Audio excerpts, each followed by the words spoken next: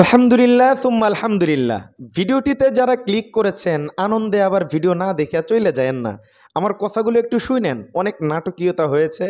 কে জিতেছে কে হেরেছে আপনারা বুঝতেই পারছেন। জামাতের যিনি প্রার্থী ছিলেন আমাদের সাদিক কাইয়ুম ভাই, সকলের চাওয়ায় তিনি আসলে ভিপি পদে নিযুক্ত হয়েছেন। আলহামদুলিল্লাহ একটু কমেন্টে লেখেন। 2-2.5 মিনিটের ভিডিও, একটু কথাগুলো শুনেন, ভিডিওটি একটু শেয়ার করেন প্লিজ। খুশিতে হলেও ভিডিওটি দেখেন। বিষয় যেটা হয়েছে, দিনভর অনেক নাটকীয়তা হয়েছে।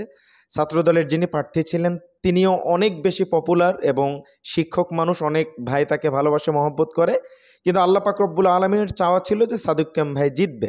এখানে 1 বছরের ব্যাপার, 100 বছরও না। রাজনীতি নোংরা করার জায়গা না, আপনারা মিলেমিশে থাকবেন, এটাই আমাদের চাওয়া।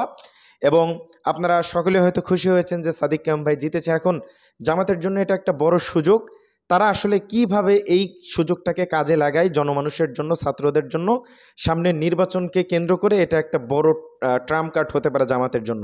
স্বরাষ্ট্র উপদেষ্টা যিনি বলছেন যে এই নির্বাচনকে কেন্দ্র করে আগামী নির্বাচনে জনগণ সিদ্ধান্ত নেবে আসলে কাকে ভোট দিবে। অনেক নাটকীয়তা হয়েছে, যে ব্যালট বক্সে লেখা টিক মার্ক করা, এগুলো অনেক ধরনের কথোপকথন হয়েছে। একজন ভাই শিক্ষকের সাথে খারাপ আচরণ করেছে, এটা নিয়ে অনেক তর্ক বিতর্ক। দিন শেষে কিন্তু একসাথেই থাকতে হবে।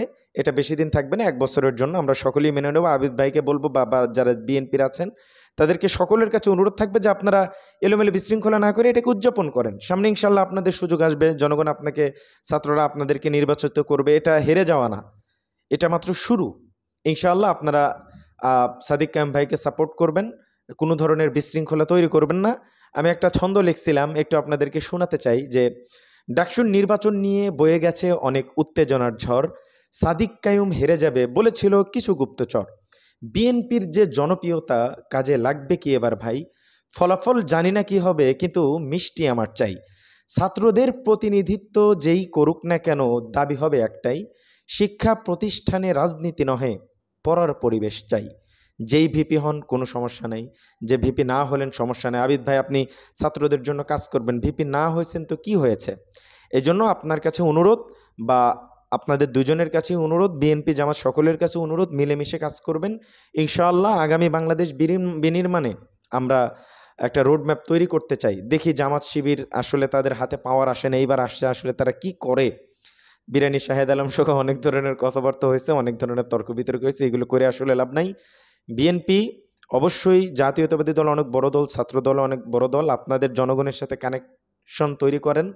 ইনশাআল্লাহ সামনে নির্বাচনে আপনারা আসতেছেন, তো এটা ছোটখাটো একটা ডাকসু নির্বাচন, সামনে তো বড়। আপনাদের জনপ্রিয়তা আকাশচুম্বী। ইনশাআল্লাহ আপনারা সামনের নির্বাচনে ভালো করবেন এবং ডাকসু নির্বাচনে আগামীতে আপনাদেরকে আবারও ছাত্ররা ভোট দিবে। তো কোনো রেষারেষি নাই ইনশাআল্লাহ। শিক্ষা প্রতিষ্ঠানের একটা ভালো পড়ার অবস্থা তৈরি করেন। রাজনীতি শিক্ষা প্রতিষ্ঠানের জন্য অ্যালাউ না, এই সমস্ত কিছু বাদ দেন আর ভালো কিছু করেন ইনশাআল্লাহ। অভিনন্দন সকলের জন্য, যারা যারা নির্বাচিত হয়েছেন বা যারা হন নাই, সকলে একসাথে মিলেমিশে কাজ করবেন, কেউ কাউকে বাদ দিবেন না ইনশাআল্লাহ।